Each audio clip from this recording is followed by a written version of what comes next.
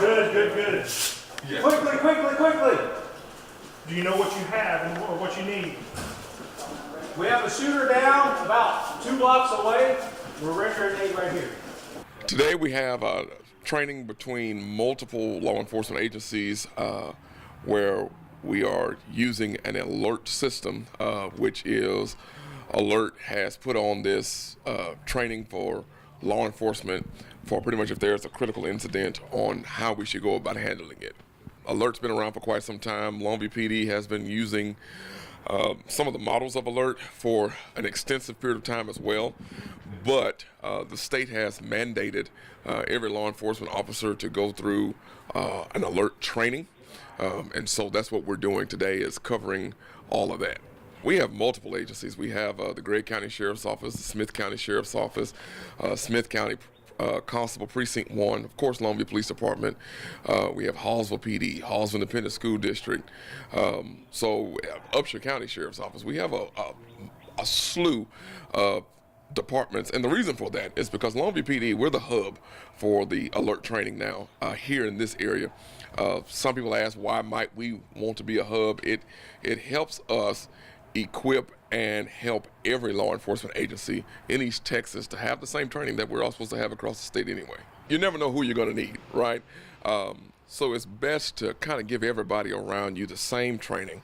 That way we can all run the same system and everybody kind of know what's supposed to happen. No one's caught off guard. If you look throughout the nation, we've had school shootings, things of that nature. So it's imperative that we are prepared versus waiting until it's time or waiting until the incident occurs and like, oh, you know, we should probably get something together. No, we're very big on making sure that we are prepared for critical incidents before they happen. It's 16 hours, but today we have, today's the last day for it, but we have 22 students, which are officers throughout East Texas, that are participating in this course. First day, you kind of give some background on what to do, how to do it, things of that nature, and then we pretty much spend majority of the time. I mean, the instruction part, which is classroom, PowerPoint, that's maybe an hour, hour and a half, and everything else is us moving around, going through scenarios. It's really giving a kind of sort of real life training versus just looking at things on a PowerPoint or something. That's just kind of more hands-on training, which gets our officers in that muscle memory to prepare them for what to do. The more you do it, the better you get at it. Exactly. And so I can tell you now, we've done quite a bit of it. And this is not something that just our patrol officers are going through. So I need to make that clear. Even our police chief, the sheriffs, they're having to go through this as well. Every law enforcement officer is having to go through this training. So regardless of whether if you are the guy, the guy giving the commands or just the brand new patrol officer who's fresh out the academy, everybody's going through the same training. Go. Today we're doing Alert Level 1, and Alert Level 1 is a 2-day, 16-hour course, and it trains first responders in stopping the killing, stopping the dying, which is medical direct threat care, and then also immediate casualty evacuation care. It's basically stopping crimes in progress, mass homicides in progress, and we're finding now that if you carry a gun and badge, everybody needs this training. TCOL, our governing body over the Texas law enforcement, has now required that every law enforcement officer receives 16 hours of alert training every 24 months. So we're stepping up and we're providing that. We train with simunition guns, and those are actually firearms that shoot a projectile with a dyed soap in it, where it actually kind of stings, and so it activates the sympathetic nervous system, which is fear of pain, bodily injury, or death.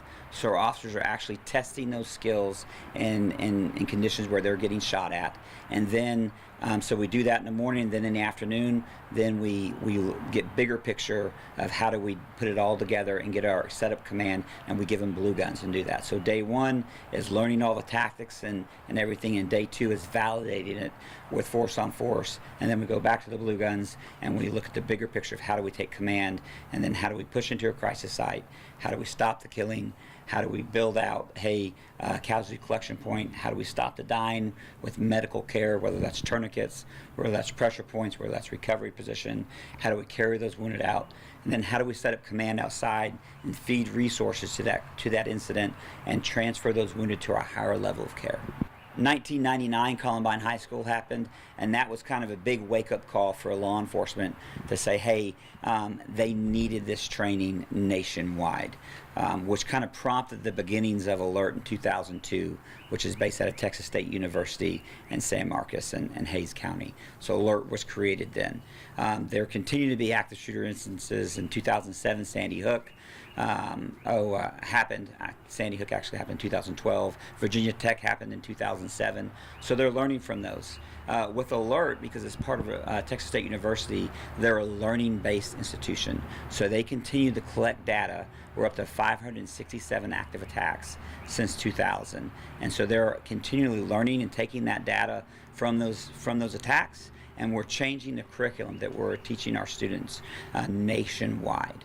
2013, ALERT was backed by Department of Justice and made the national standard for active shooter response. So it grew out of Texas, and we're just continuing to push it on and on. We offer this now, the level 1 in our basic police academies, all the way up through, hey, you've been a police officer for 30 years. So in 2022, my chief, Anthony Boone, set out to want to drive Longview Police Department to become a regional training hub for ALERT. So we set out with that goal, and that was before U-Valley happened. Then U-Valley happened in the spring of 2022. In the fall of 2022, we hosted some trainer classes where ALERT came in and trained our instructors to be able to teach this. And in January of 2023, our goal was to teach one ALERT class every month throughout the year for all Northeast Texas agencies. In August of 2023, our governing body over law enforcement in the state of Texas said, hey, they're going to require all police officers in the state of Texas, there's over 80,000 of them, to receive 16 hours of ALERT training every 2 years. So in August of 2023, Tyler Police Department, Smith County Sheriff's Office, Gray County Sheriff's Office, Longview Fire Department, and Longview Police Department became strategic partners. Or over those 5 agencies, that's over 800 first responders that we do this for. So I draw my instructors from those 5 agencies, and we train. We've trained well over 1,500 first responders in Northeast Texas, and our goal is to continue on and continue doing this. If we get our eyes off ourselves and help others grow, then we become better in that process.